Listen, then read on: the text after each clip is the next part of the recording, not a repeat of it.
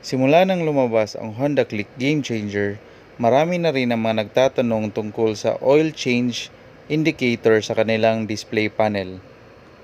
Tandaan na hindi automatic na mawawala ang oil change indicator kapag kayo ay nakapag-change oil na. 3,000 kilometers lumabas yung oil change. For example, for every 500, nakaset siya for every 500 kilometers. So, yung gagawin nyo is turn off, tapos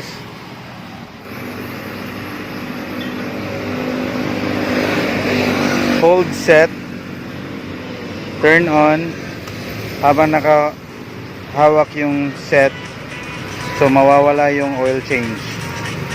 And let's find out if after 500 kilometers lalabas ulit yung oil change.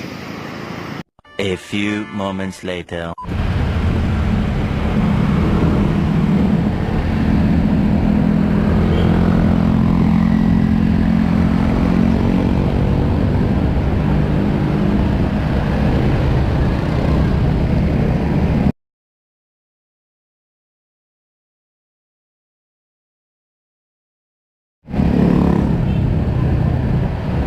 As you can see, lumabas ulit yung oil change indicator. So tabi muna tayo para i-reset ulit.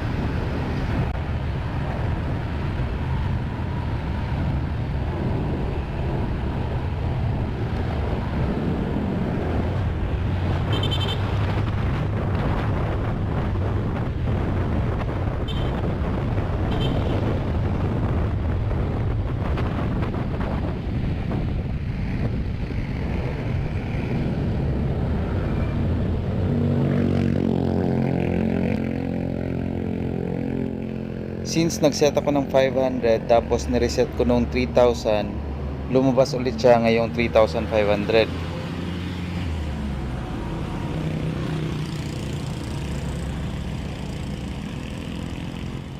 Ang ginagawa kasi ng iba, pag lumabas yung oil change indicator, ini-increase nila from 500 to 1,000 to 1,500 to 2,000 to 3,500 hanggang 6,000. Nagdedepende kasi yan kung anong oil yung ginagamit mo during change oil. May mga oil kasi, lalo na yung mga fully synthetic, na mas matagal mo siyang papalitan.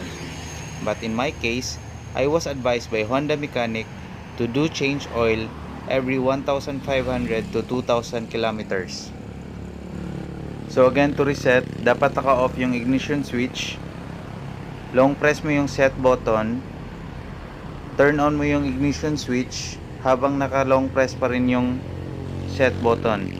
So mawawala na yung oil change.